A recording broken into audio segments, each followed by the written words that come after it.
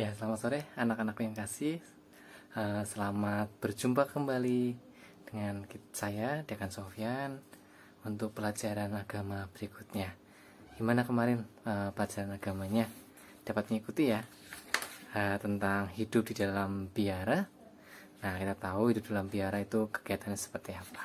Nah, anak yang kasih, hari ini kita akan belajar bab 7 di agama 3 tentang reformasi. Nanti kita akan belajar reformasi itu apa, pelopor reformasi, terus kehidupan dan pengajaran sang reformator yaitu Martin Luther. Kita ingin tumbuh dalam pengetahuan akan Allah. Nanti anak-anak mengetahui bahwa pada masa reformasi terdapat orang-orang yang berusaha dengan sungguh-sungguh untuk mengenali kehendak Allah. Ya, sebelum kita mulai, mari kita mempersiapkan hati kita, pikiran kita untuk dapat menerima pelajarannya dengan baik. Sebelumnya, mari kita melipatkan tangan kita menundukkan kepala dan kita bersyukur.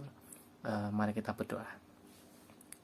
Tuhan Allah Bapa kami yang di dalam surga, Tuhan yang maha baik, kembali kami datang ke hadirat-Mu ya Tuhan, menundukkan kepala kami, mengucapkan syukur, banyak terima kasih atas semua penyertaan-Mu, atas semua kasih-Mu, atas semua karunia yang Kau berikan pada kami, sehingga kami pada hari ini dapat berkumpul kembali, dapat bersatu kembali untuk mendengarkan dan menerima pelajaran sekolah agama ini. Mampukanlah kami ya Tuhan untuk dapat mengerti, memahami apa yang akan diajarkan, apa yang akan diberitahukan kepada kami mengenai reformasi, tentang pengajaran kekristenan pada zaman dahulu. Biarkanlah kami dapat mengerti dan memahami pengajaran-Mu. Mampukanlah kami ya Tuhan untuk tambah tumbuh berkembang di dalam pengajaran-Mu. Bapak yang makasih, kami berdoa untuk keluarga kami, biarlah kasih-Mu dapat menyertai kami semua. Kami juga berdoa ya Tuhan untuk teman-teman kami yang pada kesempatan kali ini tidak dapat bergabung karena suatu hal yang sakit, ya Tuhan sembuhkanlah. Yang malas ketuklah pintu hatinya ya Tuhan, biarlah mereka dapat tergerakkan dan kembali berkumpul untuk menerima pelajaran sekolah agama ini. Bapa, kami serahkan semuanya dalam kasih-Mu, biarkanlah Engkau melindungi dari awal pertanyaan ke akhir, sehingga pelajaran ini dapat berjalan dengan baik. Kiranya Tuhan mendengarkan doa kami, hanya dalam nama Tuhan kami berdoa dan bersyukur. Amin. Ya, anak-anak, kita sudah berdoa, kita sudah siapkan hati kita sudah yakin hari ini kita akan mendengar dan menerima pelajaran ini dengan baik. Mari kita fokuskan hati kita singkirkan sebentar masalah-masalah yang lain, kegiatan kita yang lain, kita fokus untuk beberapa menit ke depan untuk menerima pelajaran reformasi bagian 1. Let's go.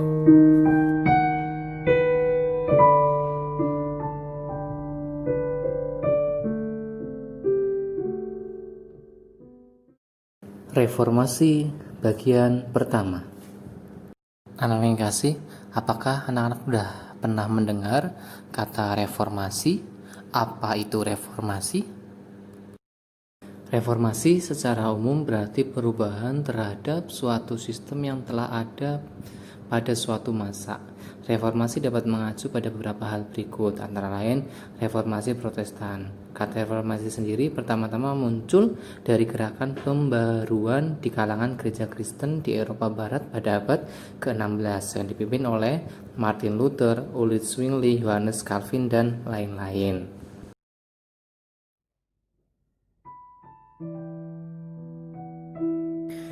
Petrus Waldes adalah seorang pedagang kaya dari Lyon di Prancis Selatan. Ia merasa terkesan oleh cara bagaimana para rasul Yesus hendaknya melaksanakan tugas mereka sesuai dengan Matius 10. Di dalam kesederhanaan yang besar dan dengan menjauhkan diri dari harta-harta duniawi, itu menyebabkannya membagi-bagikan kekayaannya kepada orang-orang miskin. Kemudian ia bersama-sama orang-orang yang sependapat dengannya, yang biasa disebut Waldensian, berusaha untuk mengikut Tuhan Yesus melalui kemiskinan, untuk memenuhi tuntunan-tuntunan khotbah di bukit dan mengkhotbahkan Injil kepada orang-orang. Ia juga menuntut suatu kehidupan yang sederhana di dalam kemiskinan dari para rohaniwan. Para Waldensian dikejar-kejar dan dianiaya dengan kejam oleh Gereja Katolik Roma. Kemudian kita kenal dengan John Wycliffe, adalah profesor teologi dari Universitas di Oxford, negara Inggris. Ia menyatakan bahwa gerejanya tidak sesuai dengan apa yang diberitakan Alkitab perihal gereja awal. Hal tersebut menyebabkan ia mengkritik gereja dengan keras, karena ia menuntut bahwa pengajaran gereja hendaknya berorientasi pada Alkitab. Ia berbalik melawan Paus dan para rohaniwan, serta mengecam harta duniawi dan kuasa mereka, di mana ia menekankan kemurahan Allah sebagai sumber keselamatan. Ia menentang pengajaran Gereja Katolik Roma yang lazim pada waktu itu. Ya, reformator yang ketiga, kita akan baca tentang Jan Hus. Jan Hus adalah seorang pengkhotbah di Praha. Ia melajari tulisan-tulisan dari John Wycliffe dan mendukung tuntutan-tuntutannya.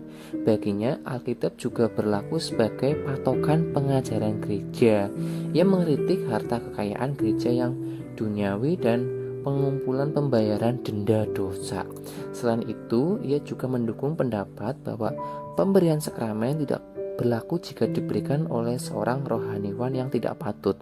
Pada tahun 1415, pada konsili di Konstans, ia dihukum sebagai seorang bid'ah atau pembangkang dan dibakar di atas tiang pembakaran. Para pengikutnya, yaitu disebut para Husiten, dikejar-kejar dan dianiaya dan kejam untuk waktu yang lama.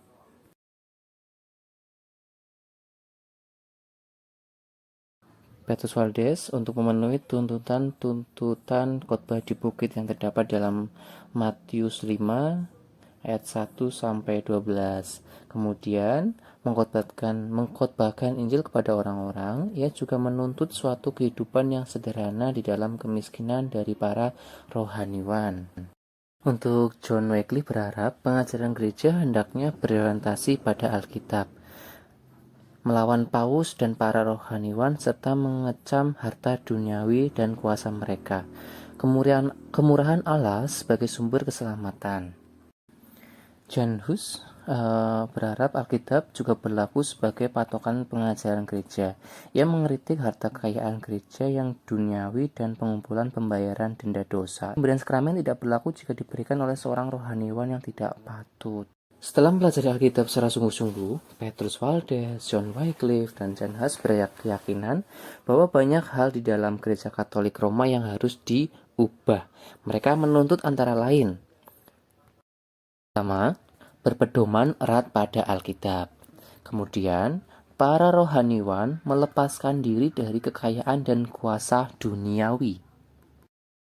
Dengan tuntutan-tuntutan mereka, Petrus Waldes, John Wycliffe, dan Jan Hus menjadi perintis reformasi dan juga disebut pelopor reformasi, yang biasanya disebut reformator.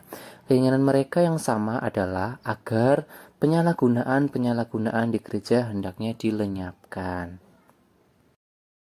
Pada tahun sekitar 1517, ada seorang Martin Luther dari Jerman yang pertama kalinya secara terbuka menentang penyalahgunaan gereja.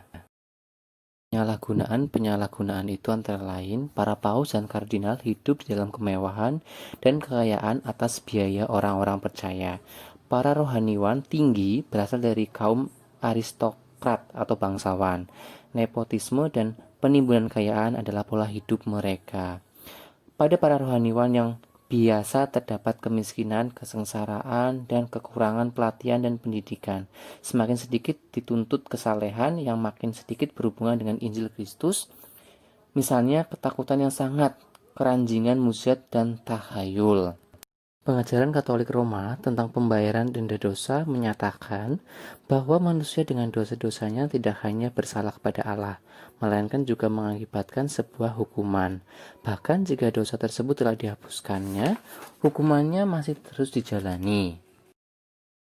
Pembebasan hukuman yang sedemikian disebut sebagai pembayaran denda dosa. Jadi kalau orang pengen diampuni dosanya, dia harus membayar sejumlah uang.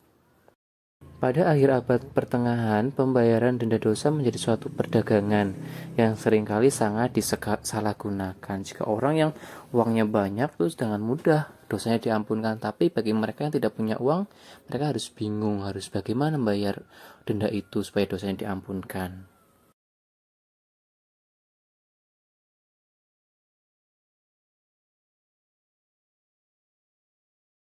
Nah, enggak sih, bagaimana udah selesai baca teks Martin Luthernya?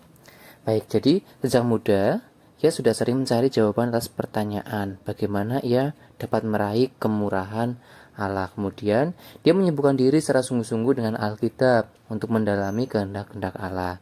Martin Luther juga bersedia untuk bertanggungjawabkan keyakinannya dengan konsekuen. Martin Luther membuat 95 tesis karena dia menentang tentang adanya pembayaran denda dosa. Dengan 95 tesisnya, ia mengundang para teolog pada suatu disputasi atau perdebatan perihal reformasi gereja yang penting. Publikasi 95 tesis Martin Luther pada tanggal 31 Oktober 1517 merupakan awal reformasi di Jerman. Luther terbentur pembayaran denda dosa yang dikhotbahkan para pengkhotbah yang berkeliling dengan gambaran-gambaran yang berlebihan tentang hukuman-hukuman dosa yang menimbulkan rasa takut. Dengan cara demikian, mereka memaksa orang-orang percaya untuk membeli surat-surat pembayaran denda dosa. Seorang pengkhotbah pembayaran denda dosa yang paling terkenal adalah biarawan Johann Tetzel yang muncul pada bulan April 1517 di sekitar kota Wittenberg, di mana Martin Luther bekerja sebagai guru besar di suatu universitas. Luther mengenali dan mengakui dan sangat yakin bahwa orang tidak dapat memperoleh kebenaran yang berlaku di hadirat Allah dengan uang atau pekerjaan yang baik saja, bahwa hanya kemurahan Allah saja yang memberikan keselamatan kepada manusia, dan kemudian bahwa manusia dapat memperoleh kebenaran yang berlaku di hadirat Allah dengan kepercayaan. Berarti hanya melalui kemurahan Allah saja orang dapat diampuni dosanya.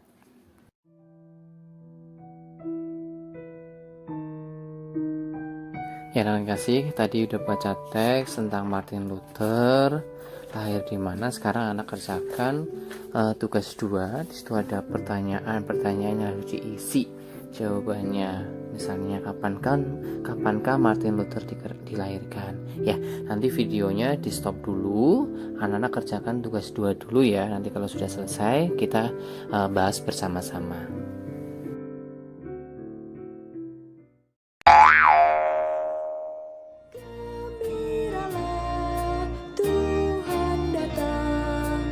Ya anak-anak, silakan jawabannya disamakan dengan yang digambar video ini.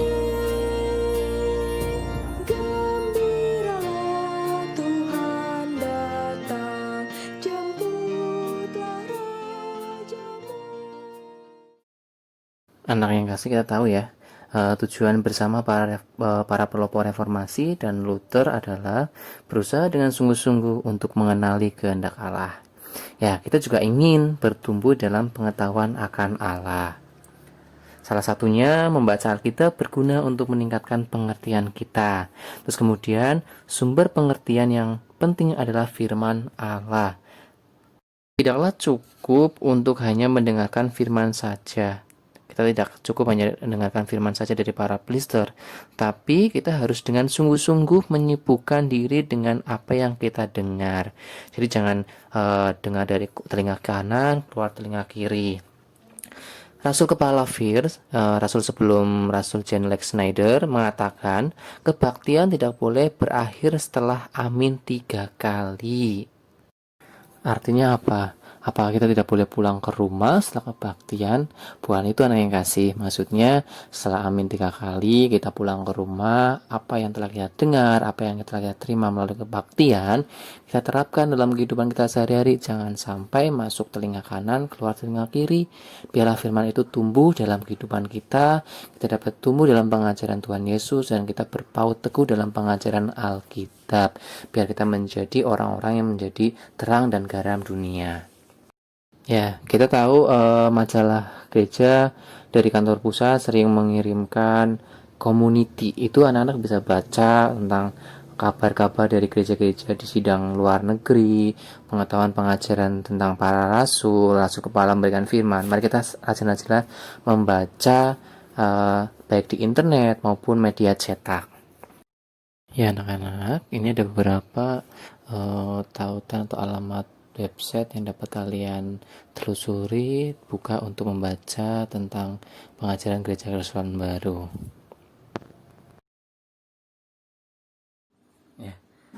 Puji Tuhan ya, kita sudah selesai. Kita sudah menerima semua pelajaran hari ini. Mari kita terapkan, kita simpan dalam hati kita. Kita ingat bahwa bagi kita untuk mengerti jalan-jalan Allah pada masa kini adalah lebih mudah dibandingkan ketika masanya, yaitu para pelopor reformasi dan Luther. Karena kita diajar melalui para rasul Yesus dan kita sendiri mengemban Roh Kudus. Kita patut bersyukur hari ini kita sudah dimudahkan, tidak seperti zaman dahulu. Nah, kita bersyukur kita saat ini sudah lebih mudah dalam menjalani pengajaran tentang Kristus. Namun kita tidak boleh lengah. Meskipun kita tidak sama seperti dulu masa zamannya Martin Luther, tapi kita harus pegang kuat, kita harus tetap rajin, kita harus tetap tekun dalam pengandalan kita kepada Tuhan Yesus. Ya, anak, untuk mengakhiri pelajaran agama 3 ini, mari kita juga akan berdoa kembali untuk melipatkan tangan supaya aktivitas kita selanjutnya, kegiatan kita selanjutnya tetap dilindungi oleh Tuhan. Mari kita mempersiapkan hati kita, mari kita berdoa. Tuhan Allah Bapa kami di surga, Tuhan yang membaik, kembali kami datang ke hadirat-Mu pada saat ini setelah kami selesai mengikuti pelajaran sekolah agama ini. Terima kasih ya Tuhan, Kau telah membuat kami lebih mengerti. Terima kasih ya Tuhan, Kau telah memberi kami kemudahan, tidak seperti zaman dahulu betapa sulitnya para pelopor-pelopor itu untuk mengembalikan pengajaran-Mu. Pada saat ini kami dapat berpaut pada pengajaran para rasul yang hidup tentang pengajaran Tuhan Yesus. Mampukanlah kami untuk selalu setia kepada pengajaran-Mu, supaya kami selalu setia pada para rasul-Mu. Mampukanlah kami untuk lebih tumbuh kembali, untuk menjadi pribadi yang lebih baik, lebih rajin di gereja, lebih dapat memberikan pengorbanan kami, baik itu kepandaian kami, waktu kami untuk dapat memuji-muji nama-Mu, untuk berlatih badan suara, untuk berlatih musik. Biarlah semua itu dapat kami terapkan. Kami bersuka cita, kami dapat memuji dan membantu pengajaran-Mu dalam dunia ini. Biarkanlah bakat kami Engkau dapat gunakan dalam kebaktian. Biarlah kami selalu senantiasa menjadi berkat bagi orang lain. Terima kasih ya Tuhan untuk hari ini. Dan lagi kami akan melakukan aktivitas yang lain. Setelah pelajaran ini, Kiranya Tuhan melindungi, menyertai kami. Biarlah segala sesuatunya dapat Engkau sertai dalam aktivitas kami. Kami juga berdoa untuk teman-teman kami ya Tuhan, yang pada saat kesempatan kali ini tidak dapat bergabung untuk menerima pelajaran agama. Biarlah di waktu yang akan datang dapat menerima dan dapat mengikuti pelajaran agama ini. Kami juga berdoa untuk orang tua kami. Biarlah mereka selalu senantiasa diberkati oleh Engkau dalam pekerjaannya untuk mencari nafkah. Biar kami yang masih sekolah dapat melakukan pekerjaan kami dalam sekolah dan kami menjadi yang terbaik. Biarlah kami juga mampu membantu sama kami. Terima kasih yang besar dalam kasih-Mu Bapa. Pendekkanlah waktu-Mu dalam mengutus putra-Mu ke dunia ini. Ambillah kami semuanya dalam kepatutan tanpa ada yang tertinggal satupun. Kiranya Tuhan mendengarkan doa kami. Hanya di dalam nama Tuhan Yesus Kristus kami berdoa dan mengucap syukur. Amin. Ya, baik anak-anak, saya ucapkan terima kasih. Sampai jumpa di kesempatan yang akan datang. Tuhan memberkati. God bless you.